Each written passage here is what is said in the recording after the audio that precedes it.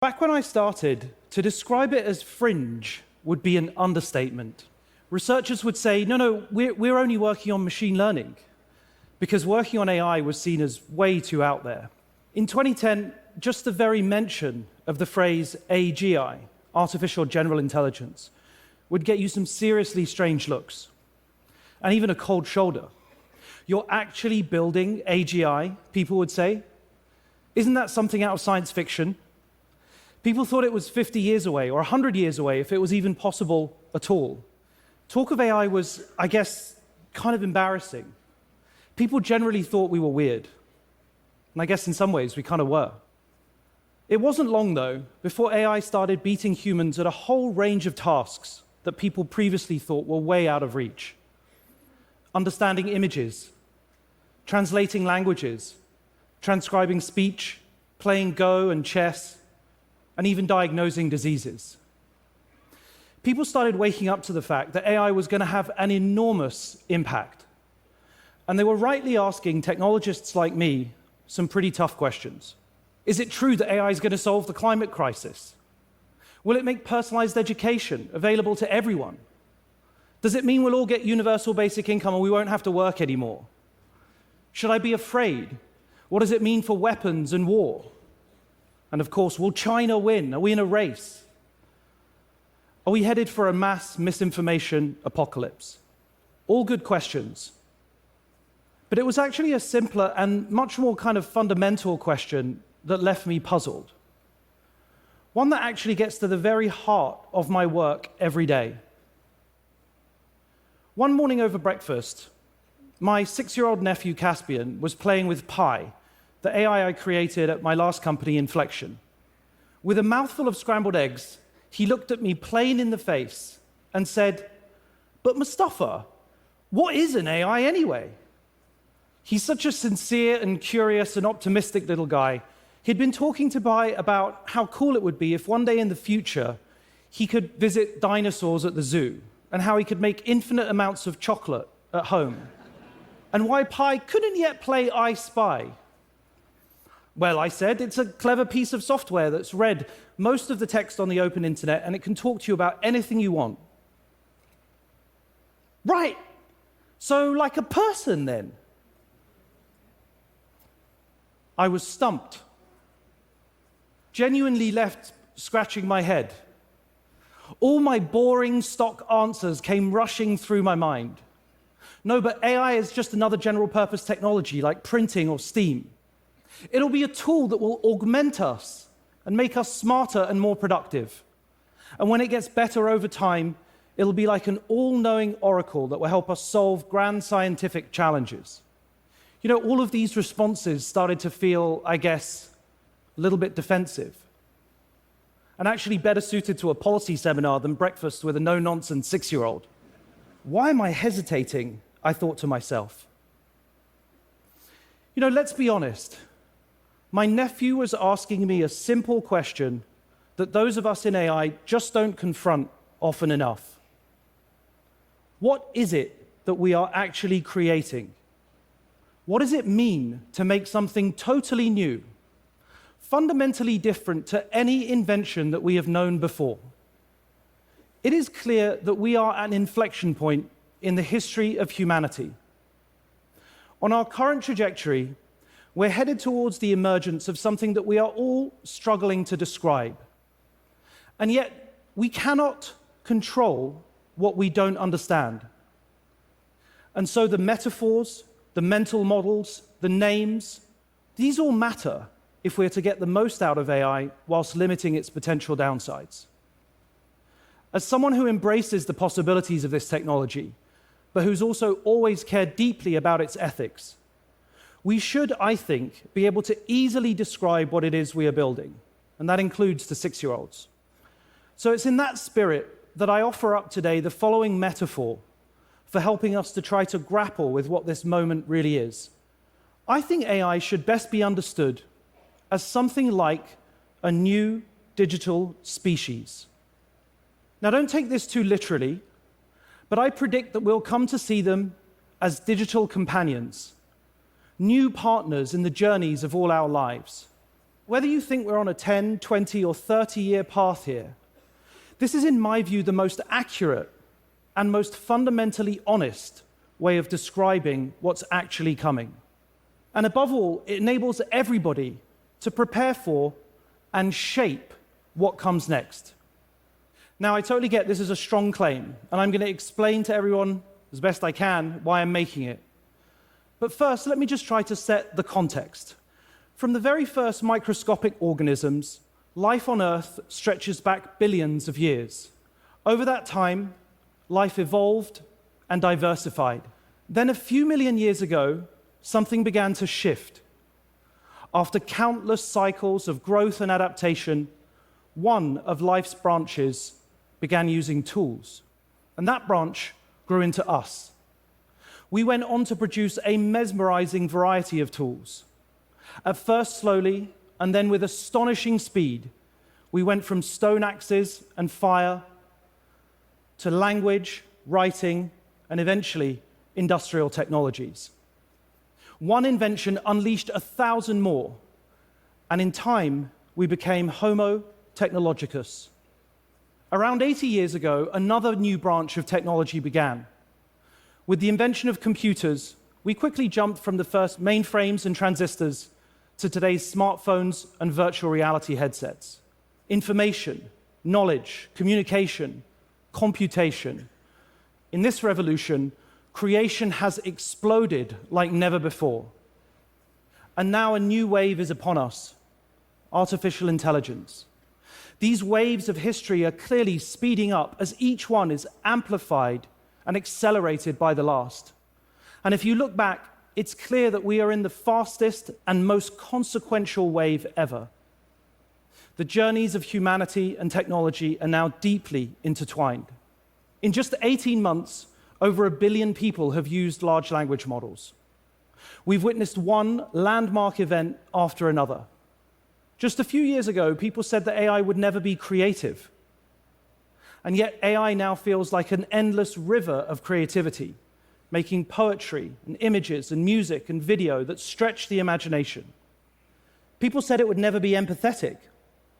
And yet today, millions of people enjoy meaningful conversations with AIs, talking about their hopes and dreams and helping them work through difficult emotional challenges. AIs can now drive cars, manage energy grids, and even invent new molecules. Just a few years ago, each of these was impossible. And all of this is turbocharged by spiraling exponentials of data and computation. Last year, Inflection 2.5, our last model, used 5 billion times more computation than the DeepMind AI that beat the old school Atari games just over 10 years ago. That's 9 orders of magnitude more computation, 10x per year, every year, for almost a decade. Over the same time, the size of these models has grown from first tens of millions of parameters to then billions of parameters, and very soon, tens of trillions of parameters. If someone did nothing but read 24 hours a day for their entire life, they'd consume 8 billion words. And of course, that's a lot of words. But today, the most advanced AIs consume more than 8 trillion words in a single month of training. And all of this is set to continue. The long arc of technological history is now in an extraordinary new phase. So what does this mean in practice? Well, just as the internet gave us the browser and the smartphone gave us apps, the cloud-based supercomputer is ushering in a new era of ubiquitous AIs. Everything will soon be represented by a conversational interface, or to put it another way, a personal AI. And these AIs will be infinitely knowledgeable, and soon they'll be factually accurate and reliable. They'll have near perfect IQ. They'll also have exceptional EQ. They'll be kind, supportive, empathetic. These elements on their own would be transformational. Just imagine if everybody had a personalized tutor in their pocket and access to low-cost medical advice.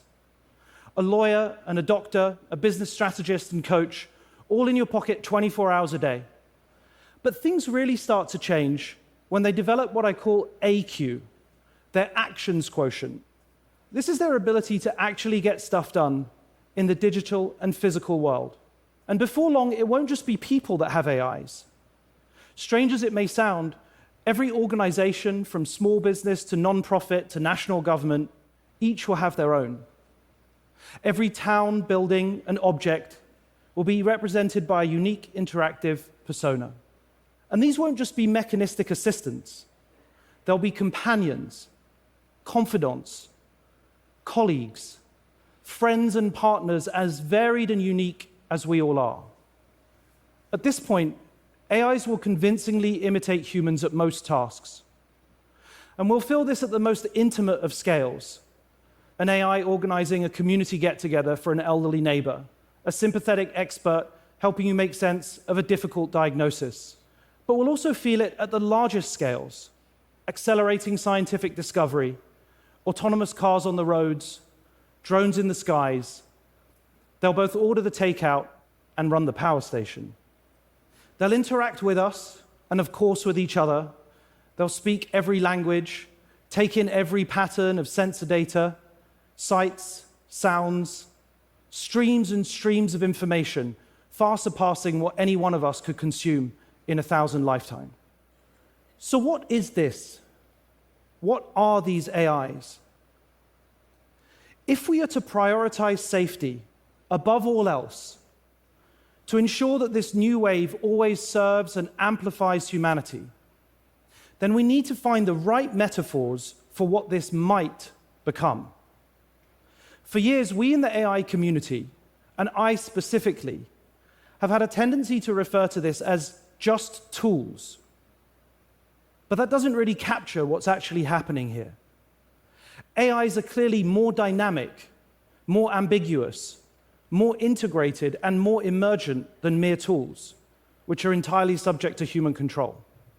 So to contain this wave, to put human agency at its center, and to mitigate the inevitable unintended consequences that are likely to arise, we should start to think about them as we might a new kind of digital species.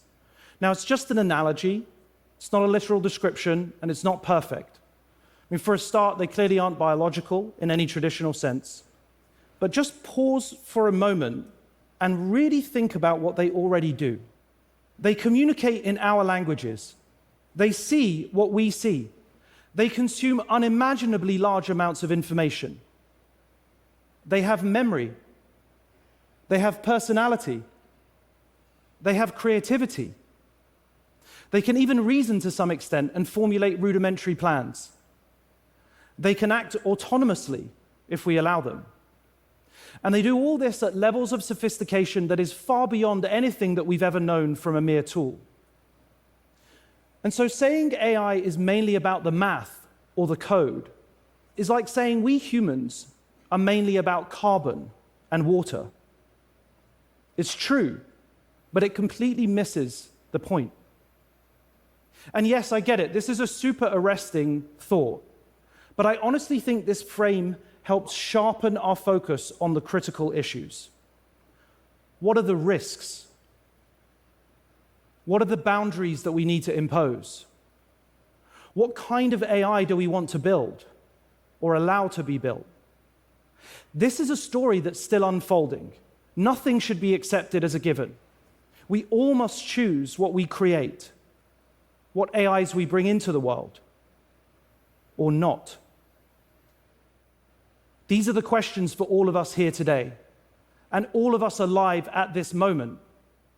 For me, the benefits of this technology are stunningly obvious, and they inspire my life's work every single day. But quite frankly, they'll speak for themselves. Over the years, I've never shied away from highlighting risks and talking about downsides. Thinking in this way helps us focus on the huge challenges that lie ahead for all of us. But let's be clear, there is no path to progress where we leave technology behind. The prize for all of civilization is immense. We need solutions in healthcare and education to our climate crisis, and if AI delivers just a fraction of its potential, the next decade is going to be the most productive in human history. Here's another way to think about it. In the past, unlocking economic growth often came with huge downsides. The economy expanded as people discovered new continents and opened up new frontiers. But they colonized populations at the same time. We built factories, but they were grim and dangerous places to work. We struck oil, but we polluted the planet. Now, because we are still designing and building AI, we have the potential and opportunity to do it better, radically better. And today, we're not discovering a new continent and plundering its resources. We're building one from scratch. Sometimes people say that data or chips are the 21st century's new oil. But that's totally the wrong image. AI is to the mind what nuclear fusion is to energy. Limitless, abundant, world-changing. And AI really is different. That means we have to think about it creatively and honestly. We have to push our analogies and our metaphors to the very limits to be able to grapple with what's coming. Because this is not just another invention. AI is itself an infinite inventor. And yes, this is exciting and promising and concerning and intriguing all at once. To be quite honest, it's pretty surreal. But step back, see it on the long view of glacial time, and these really are the very most appropriate metaphors that we have today. Since the beginning of life on Earth, we've been evolving, changing, and then creating everything around us in our human world today. And AI isn't something outside of this story. In fact, it's the very opposite. It's the whole of everything that we have created distilled down into something that we can all interact with and benefit from. It's a reflection of humanity across time. And in this sense, it isn't a new species at all. This is where the metaphors end. Here's what I'll tell Caspian next time he asks. AI isn't separate. AI isn't even, in some senses, new. AI is us. It's all of us. And this is perhaps the most promising and vital thing of all that even a 6-year-old can get a sense for. As we build out AI, we can and must reflect all that is good, all that we love, all that is special about humanity, our empathy, our kindness, our curiosity, and our creativity. This, I would argue, is the greatest challenge of the 21st century, but also the most wonderful, inspiring, and hopeful opportunity for all of us. Thank you.